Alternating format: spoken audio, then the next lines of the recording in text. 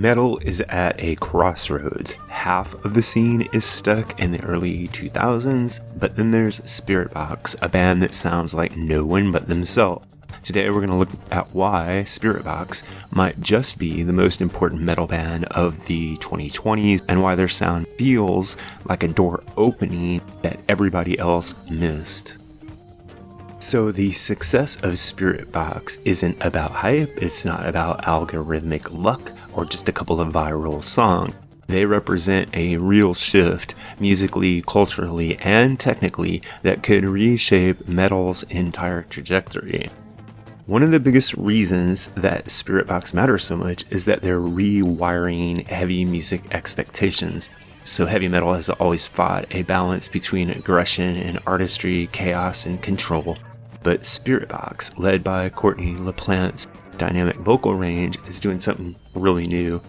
They've merged brutality with emotional clarity. So if you listen to a track like Holy Roller or a track like Constance, you can get this cinematic push, and there's a lot of grief and atmosphere, and the shift between moods and modes is seamless, and all of it is authentic. So they've proven that heaviness isn't just about down tuning or distortion, it's about emotional weight, sincerity, and precision level craftsmanship. This is a big deal because it's pulling a lot of elements together and forging something new.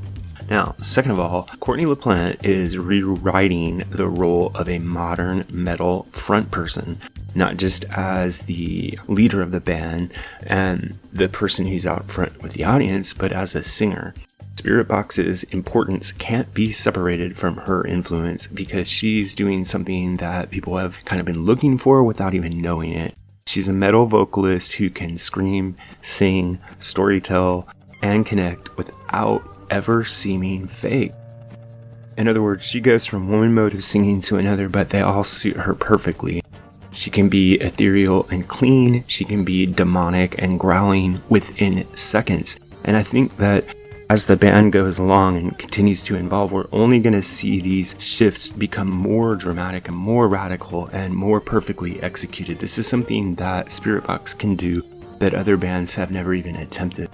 So they've basically broken outside the metal bubble while leaving it intact. And they've done this by crossing genre lines but preserving the identity of all of those genres that they incorporate. So instead of getting a stew where everything's muddled together, you get a perfectly intact segment of a style of music, but it leads naturally to the next genre blending style of music, and all of this wrapped up in a single track. One reason that they can do this is because their production values are so far ahead of everybody else. They have a sleek and textured production that I would call cinematic. It's based on creating the feeling of like a movie or a dream, something that tells a story. Their recordings feel like soundscapes. They're huge and immersive, but meticulously crafted. Like most metal bands, they use a lot of multi-layered guitars. They're very polished, but they have a very good sense for what heaviness does in a song. It's not there for its own sake. It's there to express emotion. It's there to push the song forward.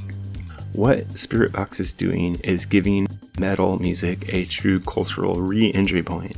And I think that this hasn't really happened since a band like Pantera, Slipknot maybe. But Spiritbox is definitely the next wave of what metal type music is going to be. Right now, they're small enough that they're still hungry and experimental, but they're having enough influence to shape everyone's perception of heavy music. And they're in that middle space right now where experimentation and innovation is kind of merging with popularity. And this is where revolutions take place.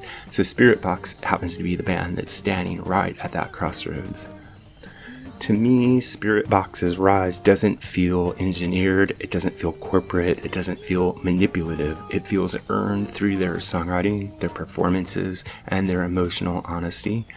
They're a great live band, and they have true artistry to their songwriting and their production. When a band checks all of those boxes, you're not talking about hype really, you're talking about genuine artistic creativity and potential legacy. So, is Spiritbox the most important metal band of the 2020s? Well, it's kind of early to say that, but if they keep evolving, keep challenging, and keep reaching new fans the way they have been, the answer is probably going to be yes. Because every decade produces at least one band that expands the language of heavy music, and right now it looks like Spiritbox is definitely stepping into that role. Now, here are a couple of predictions that I will make about the band.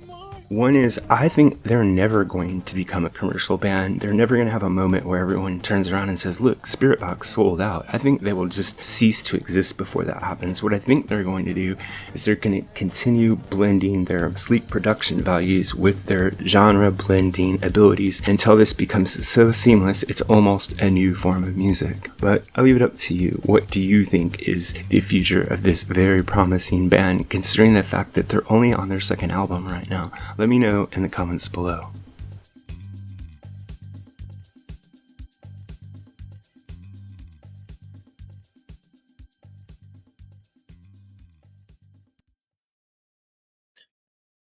MusicGuru here, asking you to help us on our march to 10,000 subscribers.